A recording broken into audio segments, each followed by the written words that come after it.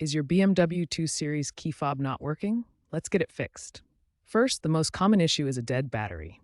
The BMW 2 Series key fob uses a CR32 battery, costing around $5 to $10. To replace the battery, open the fob using a pry tool, replace the battery, and test the fob. This resolves most issues. If that doesn't work, try remote initialization. With the vehicle unlocked, insert the fob into the ignition, turn to position 1, and follow the on-screen prompts in iDrive. This process resyncs the key's ID with your car's system.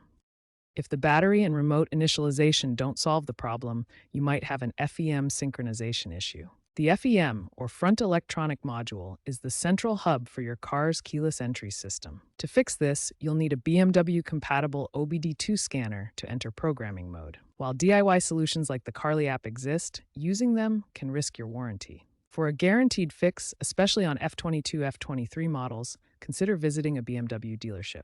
BMW issued a service bulletin in early 2025 recommending free FEM reprogramming for certain vehicles. Remember, physical damage to the fob might require professional repair, costing between $200 and $500.